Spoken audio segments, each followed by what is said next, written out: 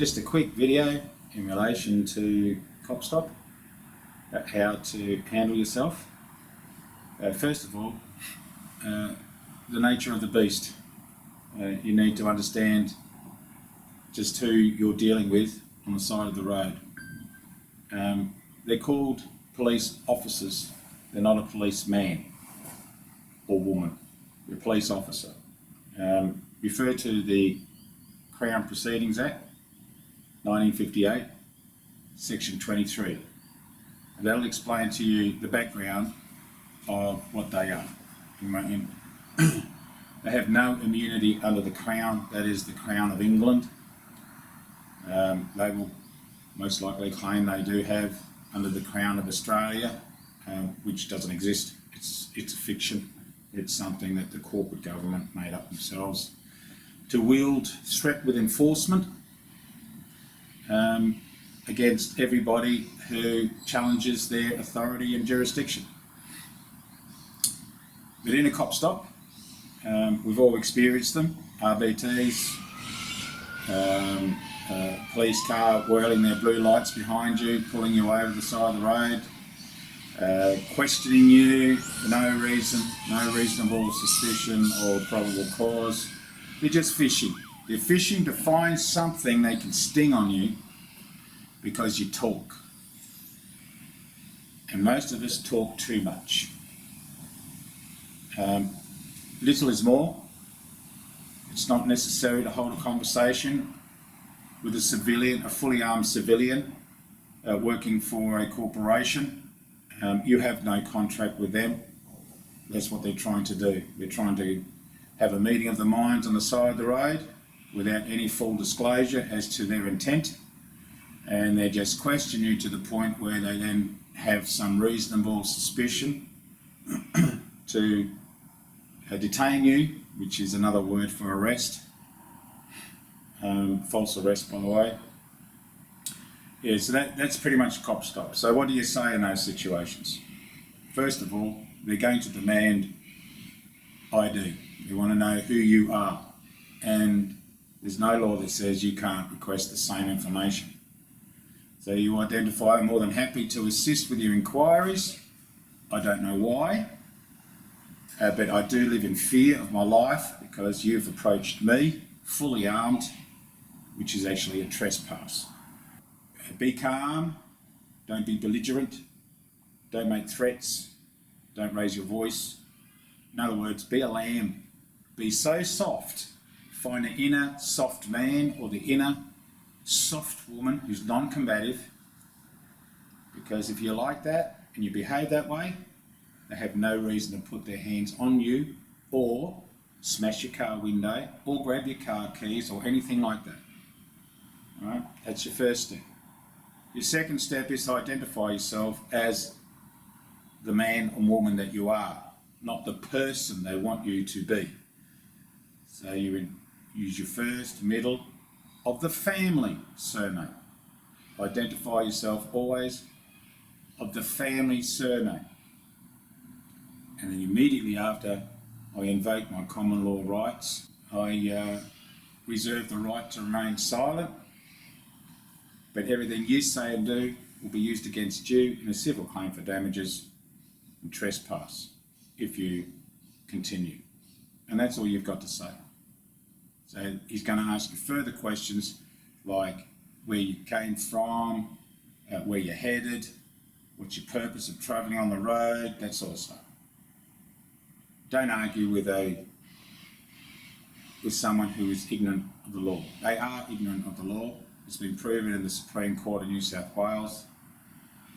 If you refer to the Romani versus New South Wales government matter, which is a precedent, it states very clearly in the judgment that police do not know the law, therefore they cannot practice law on the side of the road. Now the third big mistake a police officer does is they do not follow their own police act. Every state has its own. It does vary from state to state. In New South Wales, it's called the LEPRA, the Law Enforcement Act.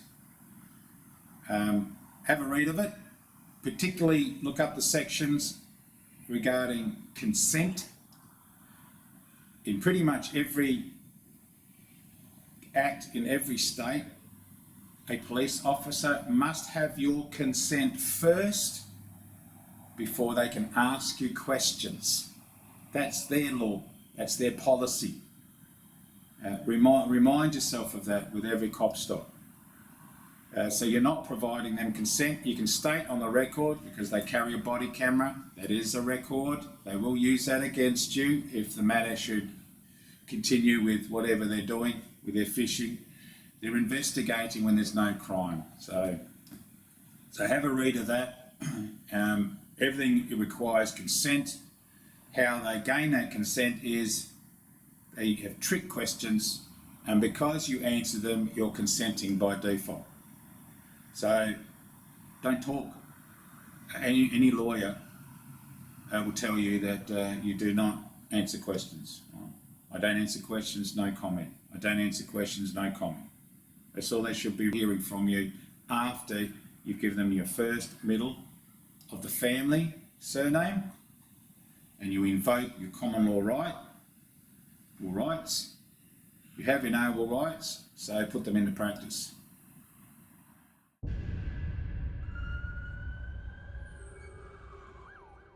Okay, so now we'll talk about a police trespassing on your property. And it doesn't matter if you're renting. If you're renting the property, it's your property. Police must at all times have your consent to remain on your property. They will use the kind of language that they do, that we're all familiar with, to justify them coming to your door and holding you, detaining you at your door with a whole range of questions to get you to consent to them being there. What's the simple answer to that? Do not consent to contract with you. Please remove yourself from the property you're trespassing. It'd be handy if you had trespass signs scattered around your property as well. So so invest in those. They are well worth it. They're like an insurance policy. Make it very clear anyone entering on your property is actually trespassing if they have not or if they have not received your consent. Everything rides on your consent. Just as in a cop stop when you're travelling, minding your own business, and they interfere with your travel, it's the same with your house. They come to your door.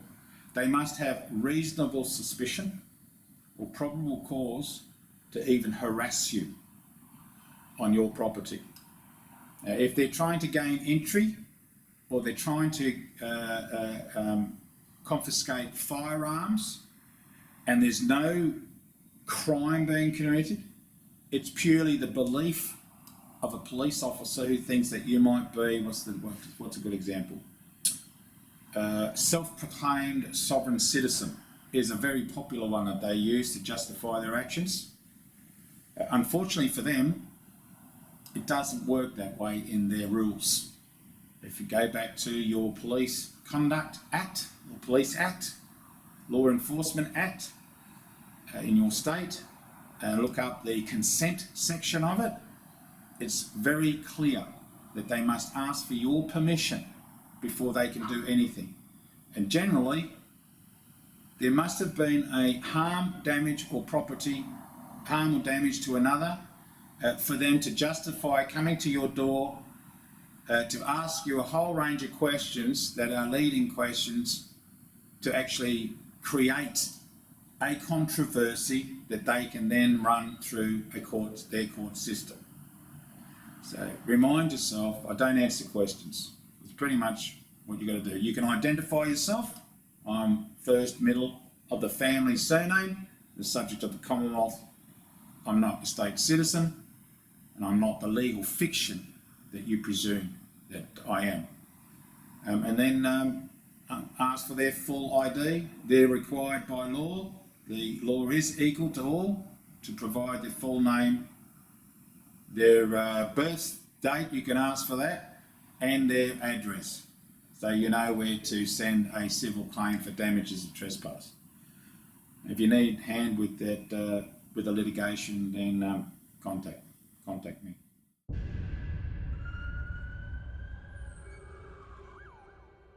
Okay, let's talk about your conduct when approached by a police officer, revenue raiser. Okay, you must not be belligerent. You don't raise your voice. You don't curse at them. You don't make a scene in public. You don't do any of those things. And the reason for that is they will use that against you. If you behave that way and they have that recorded on their body cameras, you're acting belligerent in public. You could be offending other people who can hear you speak. You're offending the police and they have witnesses now of your conduct against them. So you've got to stop that behaviour. Be a lamb. Be soft. Find the inner soft. If you're a lamb and you just provide your ID and then I don't answer questions after that, then there's no reason for them to actually touch you. Should they do that, they are committing the crime, not you. So allow them to step in and commit an offence against you, and now you have grounds to sue them.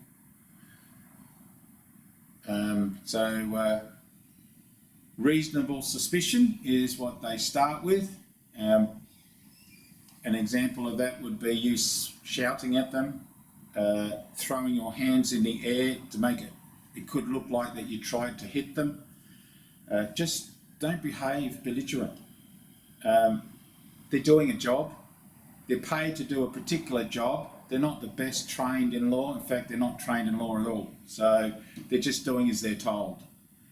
So you can't reason with an idiot who's ignorant of the law. So don't try educating them. Don't hold them up for 45 minutes trying to justify your stance using the Constitution and all that sort of stuff. They're not interested and it doesn't work in their legalese system. Remember, they have a language of double speak, which is a good word to Google, by the way. Double speak. They do appear or sound like they're using the Crown English, the common law English, our English, but I can assure you they have their own dictionary called the Black's Law Dictionary, and these words have opposite meaning to what ours does in the Macquarie Dictionary. And that's what they use against you. When you open your mouth and you say things, they hear different. They have a different, all the words you use just have different meaning, and it justifies them to act the way they do, belligerently. Yeah, so the best tip is, any lawyer will tell you, don't answer questions. Just identify yourself, get their ID, have them identify themselves, and then I don't answer questions. It's not your duty to incriminate yourself, to give them a criminal case that they can act on against you. So just keep your mouth shut. The onus is on them to prove that you did something wrong.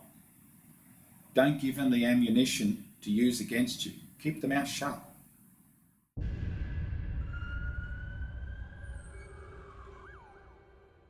Okay, let's talk about contracts. Believe it or not, when you were born free, it was not long after you were made a ward of the state. Your mother would have signed you over. The corporate government would have created a birth certificate, which is a bond, that creates the Sestacade Trust. And then you're being traded on the stock exchange for the rest of your life. And the return of that goes to the Sestacade Trust. So it becomes an asset of the Sestacade Trust. What also becomes an asset is you, as their legal fiction. You're their slave. Voluntary servitude. That's exactly what you've been living all your life. So when you ask for a benefit, and that could be Medicare, it could be a driver's license, it could be registering your automobile over to the state government. Everything that you put your signature to, you have made a contract. It's a commercial contract, and that's the world that we live in. Everything is a contract, nothing more. There's no constitution. There's only common law if you invoke the common law. But what they do by default is they revoke your common law rights until you say you've got rights. If you don't say you've got rights, then you have none. You are a slave in an open-air prison, which they call Australia. You have a number of prison governors, that would be the federal, state and the local government. They've all got their little fingers in your pocket. And that's the purpose of their existence, is to threat with enforcement using the police force, or law enforcement, to demand money to demand money with menace. In other words, they threaten to do all sorts of things to force you to pay out of pocket for things that you didn't need to pay in the first place. And they do it by deception, which means your contracts are pretty much null and void. They're fraud. Even our currency, our dollar, the fiat currency is a fraud. It's all bills of exchange and promissory notes. There's no intrinsic value behind it.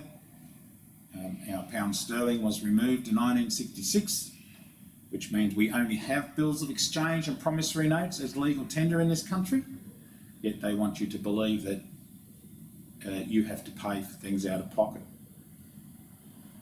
And then, of course, the whole system is designed to enrich themselves.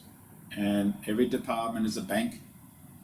Every department has access to your Sesticade trust. You can tell that by the paperwork they supply you that has a lot of barcoding and all sorts of nonsense on it. That's registered bond, just requiring you to either pay it or endorse it with your signature and return it to them. That's how bills of exchange are supposed to work. It's in writing. It's Crown assented. They are operating under it. They do have their own version of it called the UCC, the Uniform Commercial Code. It says the same thing as our bills of exchange. It's a commercial contract whereby they are forcing you, against your will, with ignorance of the law, to pay for things that were already prepaid. So it'd be very important that everyone read the Bill of Exchange Act 1909 and get their head around it. There are a lot of YouTube videos to follow and they explain all the processes. Doesn't matter if you're an American, Canadian, English, African, New Zealand, doesn't matter where you live on this planet. If your currency has no intrinsic value other than the green bank, then it is funny money. The only value it has is what people give it, otherwise it has none.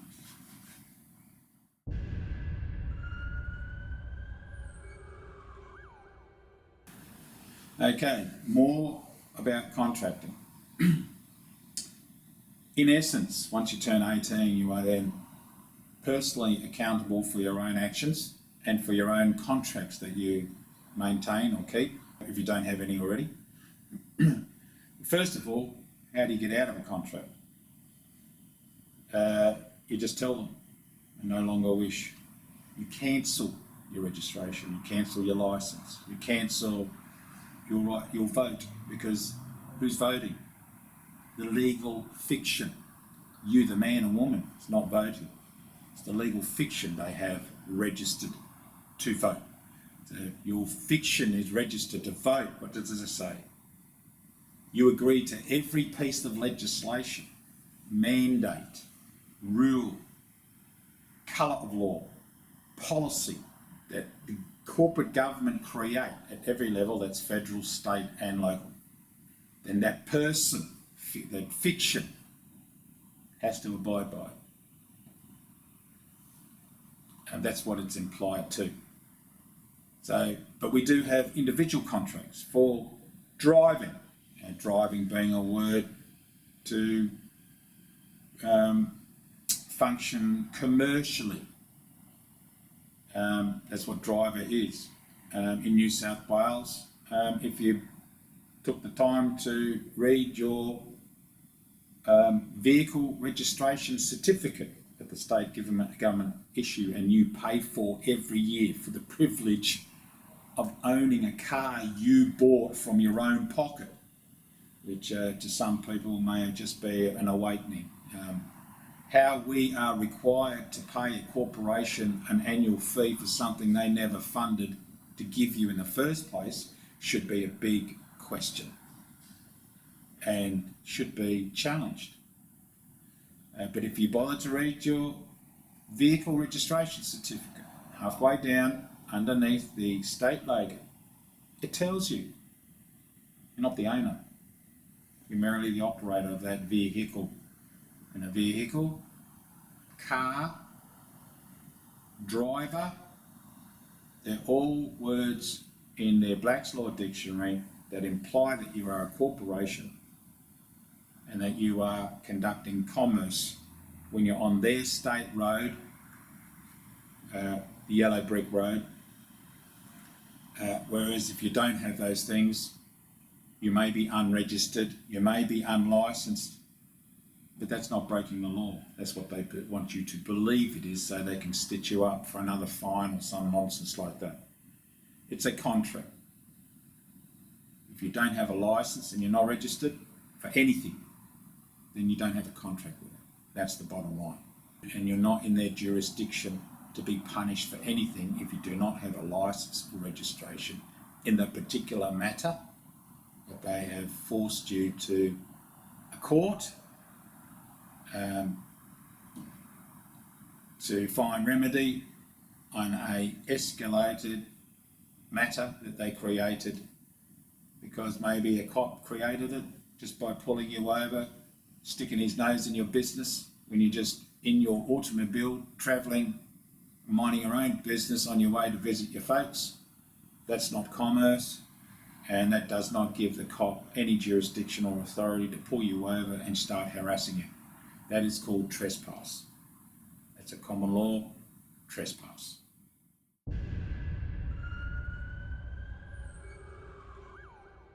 Let's talk about statutes. The statutes and acts that the government is reliant on to do harm and damage to you as a man, the subject of the Commonwealth. The two worlds. One world is imperial law, rule of law. Acts, statutes that have been granted and rule assented. Then you have other statutes that have been assented by corporations. So in other words, they are actually commercial policies. They're actually not rule of law, they're colour of law. Pretend law. They're just rules and policies. Every corporation has its own constitution. If it has its own constitution, it's not bound by any other constitution. Hence why you can't go into their court system with the Constitution 1901. It's cross-vesting of jurisdictions. So how do you handle that? Well, first of all, the background knowledge helps, and that is use the Crimes Act 1914 as the perfect example. The Crimes Act 1914 up to 1960 was imperial law. It was royal assented by the King or Queen of England, the Royal Crown of England. There's no other. After that, some very evil people created their own Crimes Act 1914. So there's a second different version of it, but they're pretending that it's one and the same. What they're not telling you is the Crimes Act is the act, that the law that we actually use against our public service and servants. That's our rule book to deal with malfeasance and misfeasance in public office. Now the imperial version has section 24, very important section. When they copied that and created their own version of it, they removed that 24, and I suggest everyone read it. They usurp the kings or the crown of England, which is our law under common law of the land, not admiralty law on the land. When they created their own version, they extended it, and it's more light against them, and they sort of turned it so that it was more against us. But they do have an important section in there everyone should read, because that gives you the crux of everything that they're doing to you, and that is the consent section. The section is number 3, double Z, NA. Read it. Each subsection in there explains very clearly how little consent or power or authority they have over you if you enforce it against them. It is a common federal jurisdiction, but in each state, under their own police acts, they will also have very similar written into those acts as well. But if you're not sure and you can't find your state act, read the Crimes Act 1914, 3ZZNO. And it'll be titled Consent. And the breakdown is they can do nothing if you've committed no crime. A crime being harmed another man or woman or property damage. If there's none of that, then they have no authority, nor do they have any jurisdiction to interfere with you as a man or woman as subject of the common law, not an Australian citizen. They're distinctively two different entities. One is a living man or woman, the other one is a legal fiction. Pretty much an avatar of yourself, who has actually stolen all your property. The Sestacade Trust, as I mentioned in earlier series, holds all your property in that, and when you contract and sign and ask for a benefit that's being offered by any of these corporations, and you've signed with your signature or with hitting the checkbox that you've read the terms and conditions, which I know most of us don't bother because it's not something that you can change anyway, so why bother about it? If you need electricity, you need electricity. Everyone checks it. There are a lot of terms and conditions in these contracts that do not favour your position in the contract, and that's what makes most contracts null and void, is because it's always in the benefit of the supplier and the corporation. It has very little benefit to yourself other than the use.